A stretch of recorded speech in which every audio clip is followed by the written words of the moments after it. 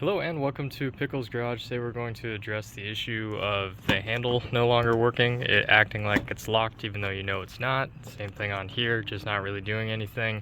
It's a pretty simple part, but I'll show you how you can replace it right away, as well as what you can do to still use this function while you wait for the part. So what you can do while you're waiting for this part is you can go to your back seat here and you can locate this little window right here, and that is going to be where your actuator is, where you can at least access it. So you're going to open up this panel, and when you open this up, you're going to see some insulation and you're going to see this switch here. If you put it to the down option, what this does is this unlocks it. So now from the outside you're going to be able to open up your grocery window as well as your hatch here. But keep in mind, this now has made it completely unlocked all the time. So even if you lock your vehicle again, if this is in the down position, then it's going to remain in the down position and anyone can open your hatch. Odds are they're not testing hatches, but just keep that in mind. So if you need a quick fix just so you can keep using your hatch, if you just put that in the down position, you'll be good to go. But say you're ready to fix it, you're going to want to buy a door lock actuator. Now, you can find these in quite a few different places. I got this on Amazon. This is the absolute cheapest version you could possibly find online, or at least that I could. It was 15 bucks with a discount. If you get the Mopar part, which is obviously made from Jeep manufacturing, it's over $200. So if you were to go to a dealer and tell them about this problem that you have, they're gonna start with $200 and charge you labor on top of that, typically. This, again, is the absolute cheapest part. Now, I go back and forth on using the cheapest possible parts on my vehicle. In most cases, I would never do this. This is a pretty low impact part, so if it fails, I know I just have to get like a $30 one and it's not a big deal. So I wanted to go ahead and get the absolute cheapest and just see if it would work. A premium door lock actuator. It lets you know if it fits your vehicle and you're good to go. So we're gonna go ahead and throw this part on and hopefully it works. I'll let you know if in the future it fails. I'll put a little comment right here, but if it's not here, then just know it's still working. So let's go ahead and start. So this is going to be out of the box. It's good to kind of take it out and just look at different parts of it, just because you'll be able to get a better idea of the old part and what needs to come off with it. So you can see that it's got these little feet. So clearly it slides into something and it's only got the one screw hole. You'll also notice something attaches here, and that is part of what this is interacting with, either on or off. So you'll notice when you have this problem, sometimes it'll work, sometimes it won't. That's typically the sign of failing electronics. If it's a failing mechanical thing, typically it either works or it doesn't. So that's another reason why you'll know. Now, out of the box, I can just tell this feels really cheap, just very cheap plastic. So I don't have a ton of hope for it, to be honest, but again, that's what this test is about. So we have our part set it aside. We also have our Torx 15 that we'll use to go ahead and remove this screw. So you might be tempted, as I was, to look straight up and start removing it from this vantage point. And honestly, it seems like it could work, especially because you have the screw facing straight up and down right here. So if you drop it, it falls straight through. But the issue is you really just don't have a lot of room to get the plug. Maybe someone can, and maybe this is a challenge to whoever out there wants to skip these next steps. But there's a plug and then there's something that connects to back here, and I just don't think there's enough room for me to go ahead and get a good grab on it. So we're gonna go ahead, and I'm actually going to remove this screw anyways with that Torx 15 that I mentioned. That way I don't have to worry about it for this next step.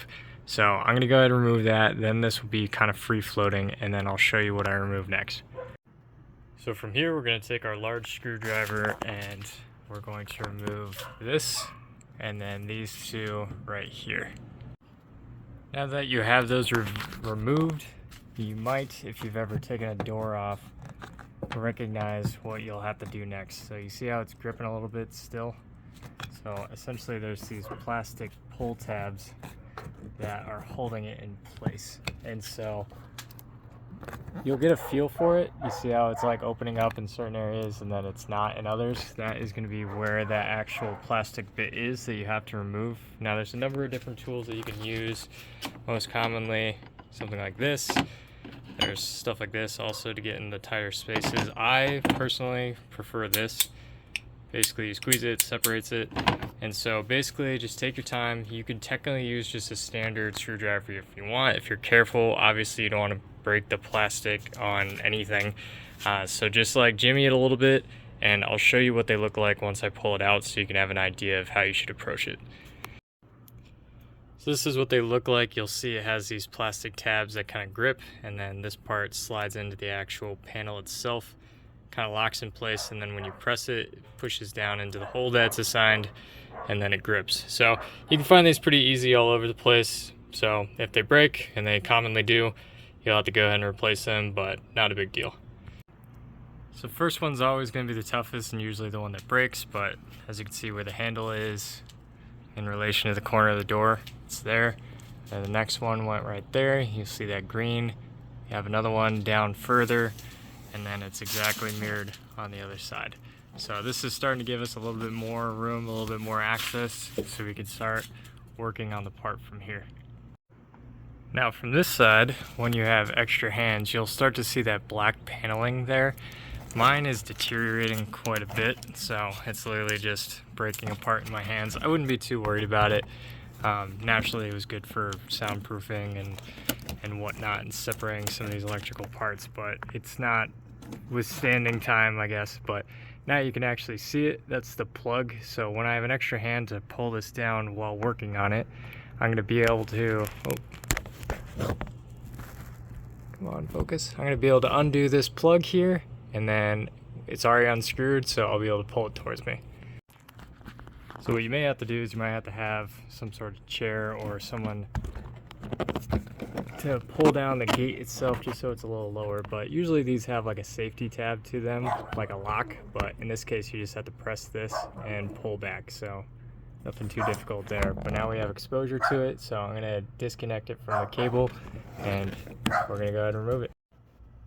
So what you'll see on the new one is this shape here where the cable plugs into, and as we rotate up, you'll see on our old one,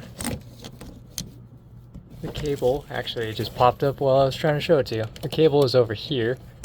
I'm holding it right now in my hands. Hopefully it's coming through right between my fingers. Right here, you'll see it has that shape, and it's just slid right into our device here. So it fell out super easily, not a big deal, and we're going to throw the new one in. And just for your own convenience, just remember how you took it out, so that way you go to put the new one in that same direction. So it's going to go in like this, where the plug is facing towards you as you slide it in. I got a chair so I can get you better angles. But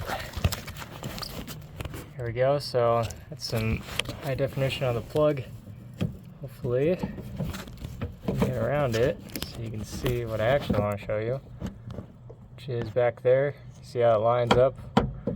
So basically you just have to press it up and then turn it, so that way it kind of more or less locks into place. So it's never going to rotate in a way that pops it back off. So it's good to go. I will say one of the main concerns I have at this stage is this nice looking plug here. It never gave me the satisfying click into this part. So will it hold? Probably, but it's not utilizing the locking method that holds it in place in the first place. So I could see hitting some sweet ramps or something and it falling out. So I will say, if you're going to go with the absolute cheapest part, you're going to get what you pay for. So might be an advertisement for paying a little bit more. I still don't think paying $200+ for the part is reasonable, but it is what it is. So I'm going to keep trying to push this to see if I can get that click. If not, I'm going to go ahead and continue the reinstall here. So there we go, got it lined back up. We put it into the tabs and then rotated it so that the screw went into that little area right there. Tab is up, plug is in, as good as it can be, and cable is attached. So we're gonna go ahead and put the screw in, and then we're gonna start putting back on this panel. There we go. So these 3 screws are replaced. I didn't put the new plugs in just yet. I'm gonna order those. It shouldn't rattle too much. It might a little bit, but for the most part it'll be fine. It's just better to get it suctioned on there. But we got our screw here, and we have our window installed here, so we are good to go. So feel free to like and subscribe. Thank you very much for watching, and I'll see you on the next one.